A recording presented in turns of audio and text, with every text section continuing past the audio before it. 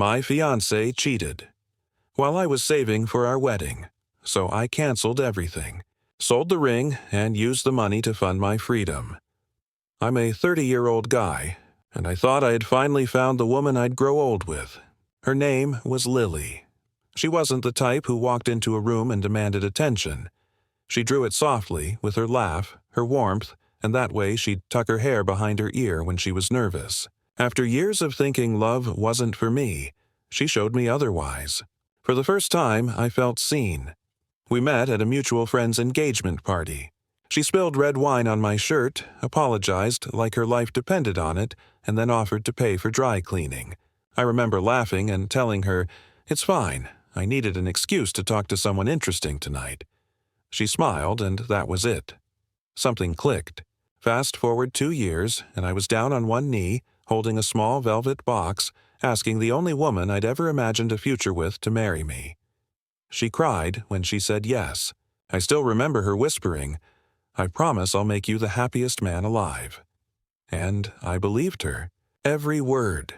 The months after our engagement were filled with late-night planning sessions, Pinterest boards, and coffee-fueled debates about color palettes. I didn't care about any of it. What mattered was that she was excited. When she said she wanted her wedding to be perfect, I took it as my mission. I started picking up extra shifts, doing freelance work after hours, cutting back on everything, new clothes, nights out, even family visits, just to make her dream come true. Sometimes, when I'd come home exhausted, she'd curl up next to me on the couch and whisper, "You're doing all this for us. I love you." Those words were enough to keep me going. I had no idea how fragile that dream really was, or how soon it would start to unravel. I used to think hard work could fix anything, that if I just pushed myself a little more, slept a little less, everything would fall into place. After Lily and I got engaged, that became my entire mindset. Work now, rest later. I took on back-to-back shifts at the construction site, then drove deliveries at night. My hands were blistered, my back ached constantly. But every time I looked at the growing savings account, I pictured Lily in her wedding dress and told myself it was worth it. "Babe, you don't have to do all that," she'd say sometimes, half smiling as she scrolled through her phone. But her voice never quite matched her words. I could tell she liked when I worked hard, when I came home smelling like sweat and dust, proving I was providing. I'd laugh it off. "It's only temporary," I'd tell her. "Once we're married, I'll slow down." She said she was handling the wedding details, that it was too much stress to keep working, so she cut down her hours. I didn't mind. I wanted her to feel supported. When she talked about flower arrangements or the catering menu, her eyes lit up. That made the fatigue worth it. But slowly, things started feeling uneven. I'd come home to find takeout boxes on the counter, her half asleep on the couch watching shows all day. The planner she bragged about hiring, I found out later it was her mom doing most of it. Still, I told myself she's overwhelmed. Weddings are stressful, right? One night I came home late and found her asleep, the TV flickering. I sat there, watching her breathe, wondering why I felt a dull ache in my chest that wasn't from work. I brushed her hair from her face and whispered, "We're almost there, Lil, just a few more months." But the truth was, I was already carrying the weight for both of us. And soon, that weight would start to crush me. The imbalance crept in quietly, like a small crack in a foundation that no one notices until the whole structure starts to tilt. At first, I didn't think much of it. Lily said wedding planning was a full-time job, and I believed her. I told myself she deserved to relax, to focus on making our big day special. But as the weeks went on, her version of planning looked a lot like spending. She'd text me mid-shift, "Babe, I found this amazing photographer, but we have to book fast." Or, "I saw a dress that's perfect, just a little over budget." Every time, I said yes. I'd convince myself it wasn't a big deal, that love was about compromise and happiness had a price tag. Then it became routine. New spa packages, makeup trials, bachelorette weekend deposits. "You work so hard, baby," she'd say, kissing my cheek as she showed me receipts. "I just want our day to be beautiful." And I'd smile, trying to ignore the exhaustion in my bones, pretending I didn't notice that our day had started feeling like her fantasy. My best friend, Jake, pulled me aside one evening after work. "Man, when was the last time you did something for yourself?" I shrugged. "Doesn't matter. Once the wedding's done, it'll all be worth it." He just gave me that look, the kind that says he knows something you don't want to admit. "Just don't lose yourself in the process," he warned. I brushed him off, but his words stuck with me. Late at night, while scrolling through wedding invoices, I felt that uneasy whisper in my head. Why are you the only one sacrificing? Still, I silenced it. Because love, I told myself, means giving without keeping score. I didn't realize how dangerous that belief would become, or how easily it could be used against me. It happened on a random Thursday night, one of those evenings that start ordinary and end up etching themselves into your memory. Lily was sitting at the dining table typing something on her laptop when I came home. I dropped my keys in the bowl, leaned over to kiss her, and that's when it happened. A message flashed across the screen. Just a name and a heart emoji. DE. She slammed the laptop shut so fast it made me flinch. "Vendor quote," she said too quickly, her cheeks flushing. "Just some decorator stuff." I tried to play it cool, but my gut twisted. "Didn't know decorators sent heart emojis now," I joked. She rolled her eyes. "You're so paranoid." "It's nothing." I laughed it off, at least pretended to. We ordered takeout, watched a movie, but the air felt heavier than usual. She laughed a little too loud at the funny parts, and I found myself studying her face instead of the screen. Her smile didn't reach her eyes anymore. That night, when she went to shower, I stared at the closed bathroom door and felt something I hadn't before. Doubt. It sat in my chest like a stone. I told myself I was overthinking. Maybe D really was a vendor. Maybe I was just tired, working too much, reading into things that weren't there. Still, the image of that message kept replaying in my head. The casual intimacy of it. The secrecy. The sudden defensiveness. I tried to bury it, but it lingered. A quiet, persistent echo that whispered something's wrong. When she climbed into bed beside me, curling against my arm, I pretended to sleep. But I didn't close my eyes once that night. I didn't know it yet. But that single message would be the first thread in a web I was never supposed to see unravel. A week later, the universe decided to stop being subtle. I was at work, covered in dust and sweat when my phone buzzed. It was a text from my coworker and friend James. "Hey man, not sure if I should say this, but I think I just saw Lily downtown. She's not alone." I froze mid-step. My palms went cold even though the sun was blazing overhead. I called him instantly. "What do you mean?" I asked, trying to sound calm. James hesitated. "She was at that Italian place near 8th Street. She was with some guy. They were laughing, holding hands. Looked. Close, man. My stomach dropped. I wanted to say he was mistaken, that it couldn't be her. But deep down, I already knew. That voice I'd been silencing finally roared to life. Without thinking, I grabbed my keys and left work early. I told myself I just needed to see for myself, to clear my head. When I pulled up to the restaurant, my heart was beating so hard it hurt, and then I saw her, through the window. Lily. My Lily. Sitting across from a tall guy in a fitted shirt, smiling in a way I hadn't seen in months. Her hand brushed his arm. He leaned closer. The world around me went silent. All I could hear was the sound of my own breathing, slow and shaky. I didn't confront her. I just stood there for a moment, then turned and walked back to my truck. I sat behind the wheel for what felt like hours, staring at the steering wheel, trying to make sense of the life I thought I had. When I finally drove home, I didn't cry. I didn't yell. I just went quiet. Because somehow, the silence felt safer than the truth that was now screaming inside me. By the next morning, I'd convinced myself I needed to hear it from her, to give her a chance to explain, to deny it, to do something. Maybe I was wrong. Maybe it was all some horrible misunderstanding. That's what love does to you. It makes you want to believe the impossible. Lily was in the kitchen, humming softly, flipping pancakes like nothing was wrong. My chest tightened. I leaned against the counter and asked as casually as I could, "Who's Dee?" Her hand froze midair. For a split second, I saw panic flash in her eyes. Then it vanished. "Excuse me?" she said, tilting her head. "Dee, the guy you've been messaging. The one you had lunch with yesterday." Her face hardened. "Are you spying on me now?" She snapped, her voice sharp, defensive. "God, you're unbelievable. I can't even go out without you assuming the worst." I tried to stay calm. "I'm not assuming anything. I just want to understand—" "Oh my God," she cut in, her voice trembling now, but not from guilt, from anger. "You're suffocating me.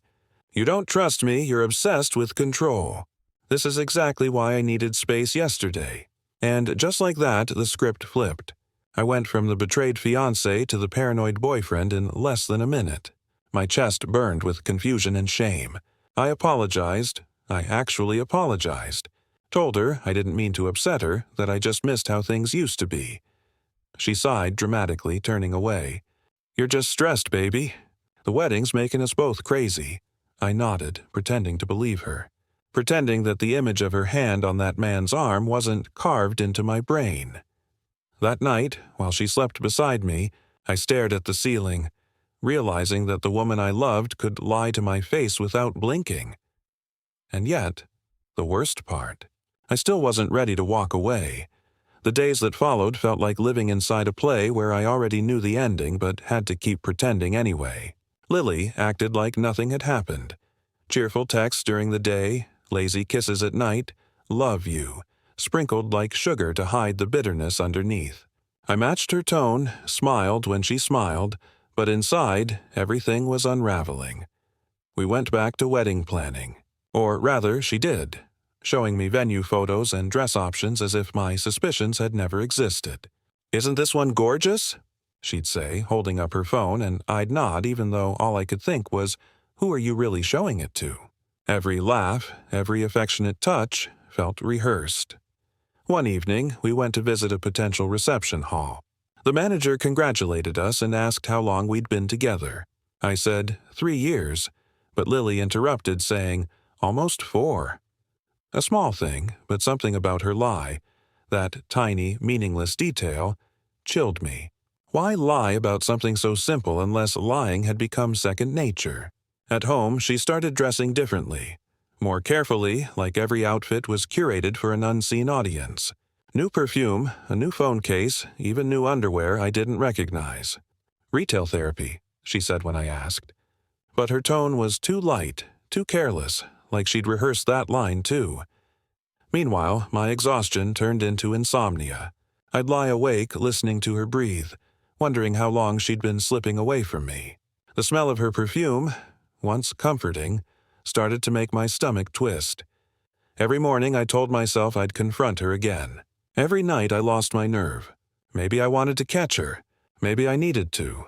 But deep down, I think I was waiting for her to tell the truth herself.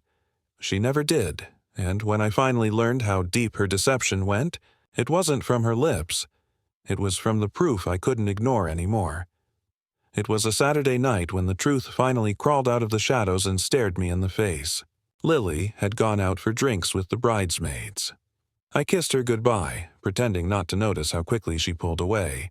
As soon as the door closed, the silence in the apartment felt heavy, like the walls themselves knew something I didn't. I sat there for an hour, staring at her untouched coffee mug on the counter, then at her phone charger still plugged in beside the bed. Something in me snapped. I wasn't proud of it, but I picked up her tablet, the one we both used to watch movies. It was synced to her phone. Within seconds, the messages appeared. The screen lit up with the name I'd seen before. "Dee. You looked stunning tonight. Can't wait till it's just us and no secrets." He's still clueless, right? My vision blurred. My hands shook so hard I could barely scroll, but I forced myself to keep reading. Every emoji, every photo, every timestamp. They'd been seeing each other for months. While I worked overtime to build her dream wedding, she was sneaking off to build memories with someone else. Their messages were bold, almost careless. Pictures from the same nights she'd claimed to be exhausted. Dates that matched my bank transfers for her wedding prep. I don't remember how long I sat there. My chest felt like it had been split open. I couldn't breathe, couldn't move. All I could think was how I'd traded sleep, sanity, and self-respect for a love that never existed.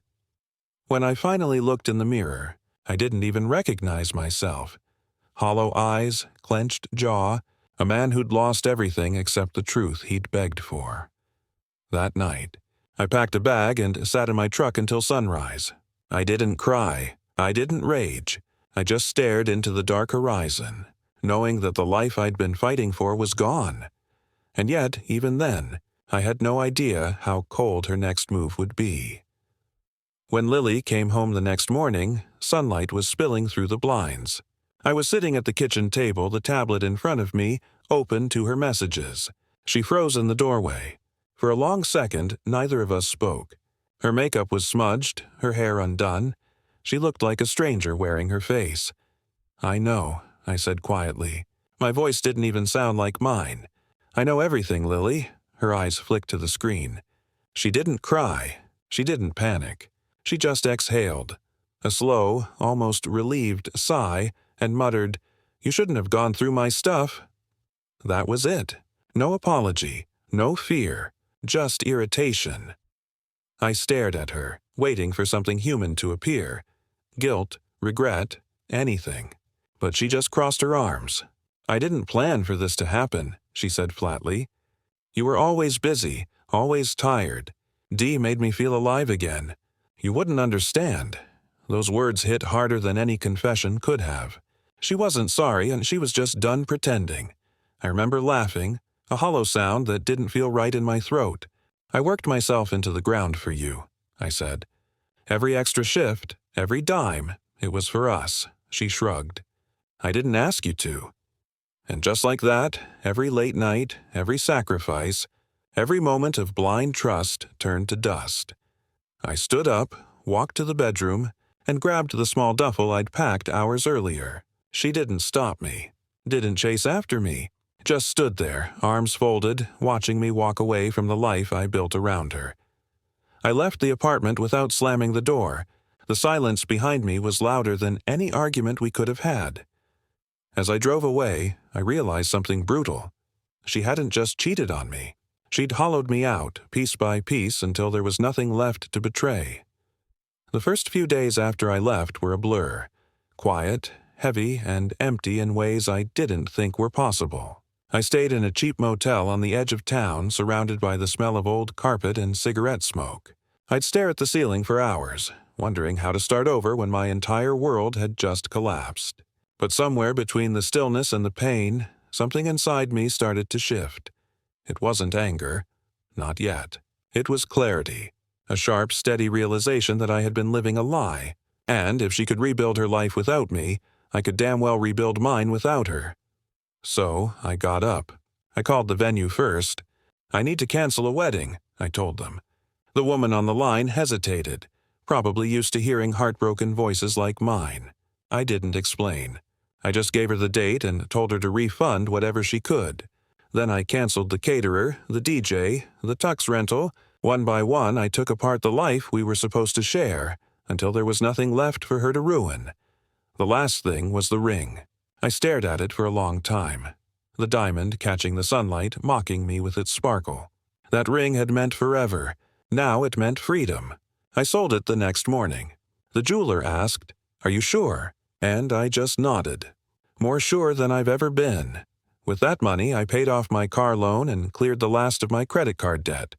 All those months of double shifts finally serving me. For the first time in years, I wasn't working for someone else's dream. And as I sat in that quiet motel room, counting the refund receipts spread across the bed, I realized something life-changing. Sometimes the best revenge isn't rage or chaos, it's peace. But peace, I would soon learn, wasn't something Lily would let me keep easily. A week later, Lily finally reached out, not with an apology, but with outrage. My phone buzzed non-stop that morning. "What the hell did you do?" "They said the wedding's canceled." "Are you insane? You can't just walk away like this after everything we planned." I stared at the messages, a strange calm washing over me. For the first time, her words didn't sting. I typed one sentence back. Everything we planned ended the moment you decided it wasn't we anymore. No insults. No drama. Just truth. Then I blocked her number.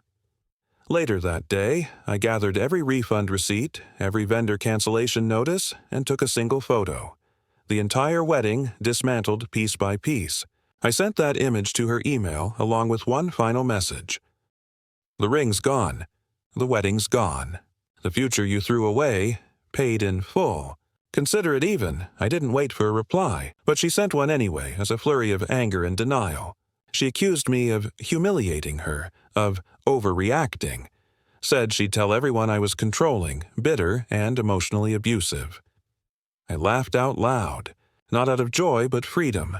The kind of laugh that comes when you finally realize someone's power over you is gone. I didn't respond. I didn't have to. Every silence was a sentence. Every block was a boundary. Every refund was justice. I took the remaining cash from the ring sale and booked a one-way ticket out of the city. Somewhere quiet, somewhere she couldn't reach me. When I boarded that plane, I didn't look back once, because sometimes revenge doesn't need flames or chaos. Sometimes it's the cold satisfaction of leaving someone exactly where they destroyed themselves. Alone, surrounded by the ruins they built. And yet the real healing, that came later. In a way I never expected. It's been a year since I walked away from that life, and I can finally say the air feels different. Lighter. Real. I moved to a small coastal town 2 states over, where mornings start with the sound of waves instead of arguments.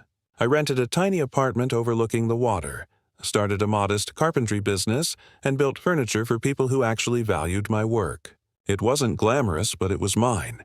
Every nail, every cut, every piece of wood. Honest, tangible, and free of lies. Sometimes I'd catch myself thinking about Lily. Not with anger anymore, but with distance, like remembering a movie I'd already seen too many times. Her face still flickers in my memory, but so does the exhaustion, the blind devotion, the version of me who thought love meant endless sacrifice. That man's gone now. I still have the bank statement from the refunded wedding funds and the ring sale. I call it my freedom fund. I used it to buy tools, fix up an old truck, and start fresh. Every dollar that once represented a future with her became a down payment on my peace. I guess, in a twisted way, she financed my new beginning. There are nights when I sit by the ocean, watching the sunset bleed across the horizon, and I think about how close I came to losing myself completely. The betrayal still stings sometimes, but it no longer defines me. It reminds me. If there's one thing I've learned, it's this. Love isn't proven through sacrifice. It's measured through respect. And once that's gone, everything else is just noise. So, no, I didn't get the wedding, the vows, or the forever I planned. But I got something better. I got my freedom. And for the first time in years, I kept something that no one could ever take from me again.